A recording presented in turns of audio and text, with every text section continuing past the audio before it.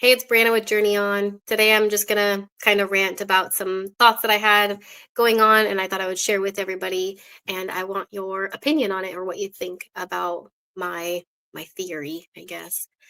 Um so I was chatting with a friend about when people intentionally or unintentionally hurt our feelings in our grief or make us feel invalidated or just not seen.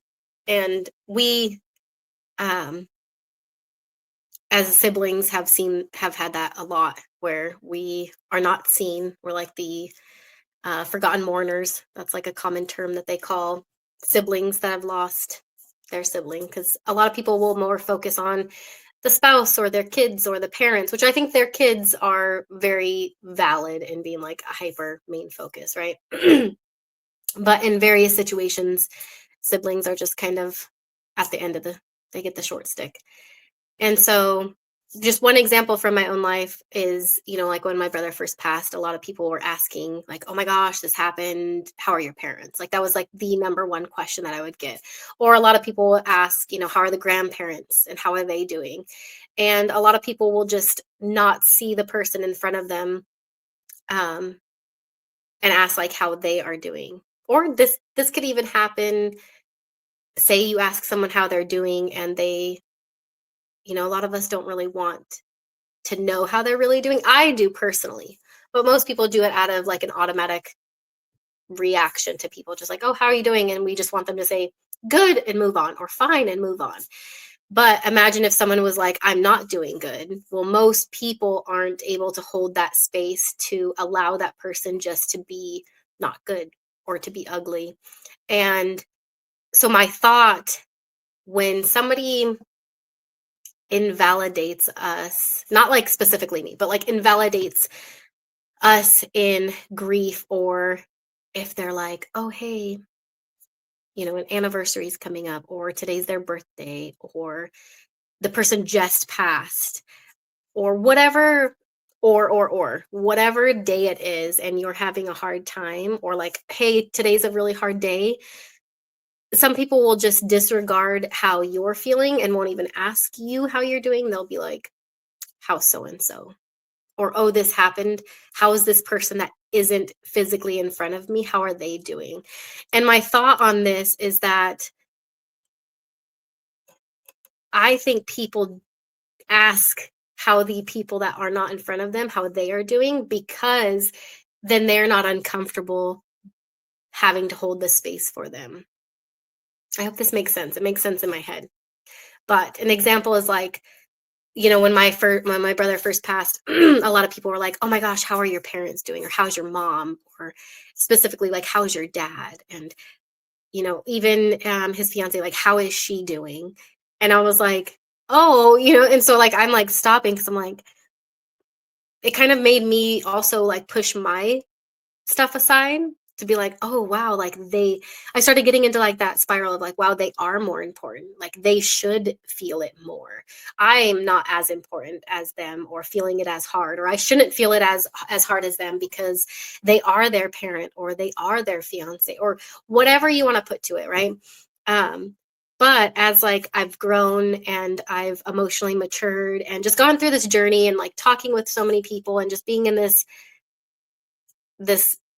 mush of grief, I I think that it's because a lot of people don't know how to hold the space. So if someone wants to be ugly or someone is having a hard time, that they just don't know how to be uncomfortable in that, or to be comfortable in the uncomfortable. I have learned very much so to be comfortable. Like if someone is having a messy time or just having a hard time, and or just having some type of trauma and they just want to vomit it out, I have learned how to compartmentalize and to be able to hold space for them.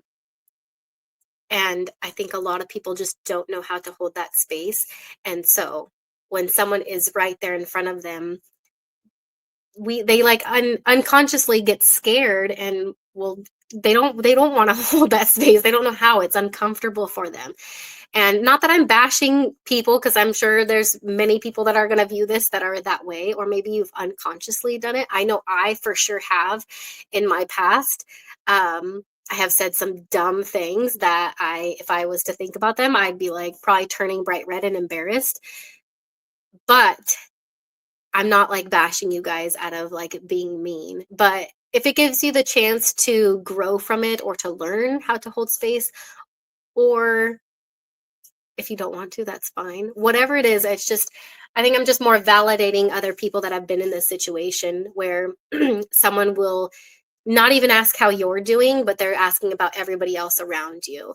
And I really think that it's just they don't know how to be comfortable holding the space for you and allowing you to be vulnerable.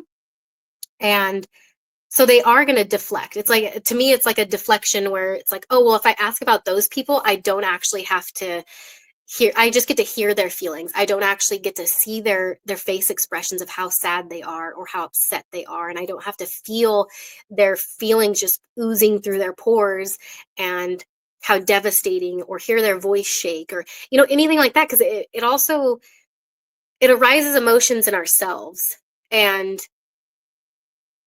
I don't think that that's a bad thing.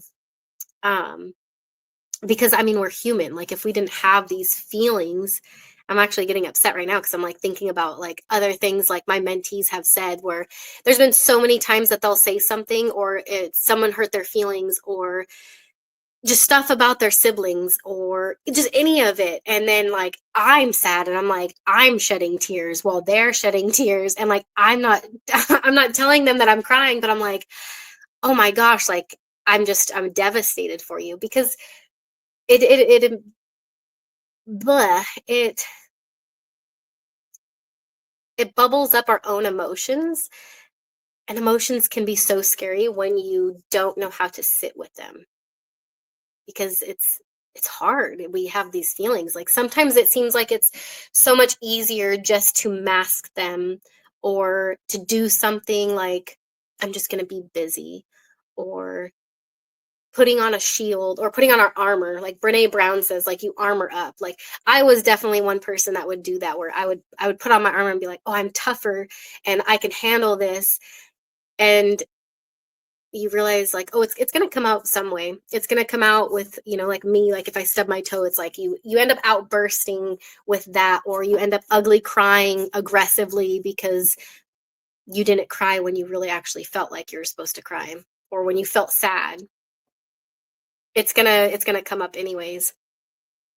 But back to um, what I was chatting about, is that a lot of people are uncomfortable with vulnerability, and so they will ask about how other people are doing, rather than like the direct person in front of them. And if you are someone that's happened to, I'm so sorry, and it's such a sucky feeling. It's like getting punched in the face. Like, it's like the person might as well have punched you. Like, that probably would have felt nicer than someone hurting your feelings by invalidating you and not seeing you for you hurting, and just looking for other people. But it's not directly about you. So even like, try not to take it personal. A lot of people will say stupid things. I know I've said stupid things in regards to grief many years ago.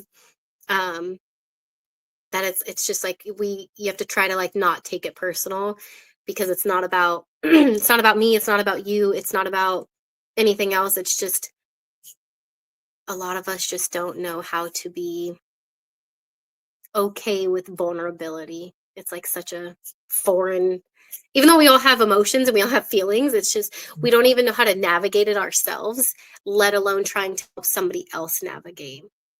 And so I am very sorry if someone has said something crappy to you, intentionally or unintentionally, that you didn't feel seen or validated, or they just hurt your feelings with your grief, because it's like stabbing the wound over. Um, but let me know your thoughts. That was just something bubbling up inside, and I'm curious what other people think. So until next time.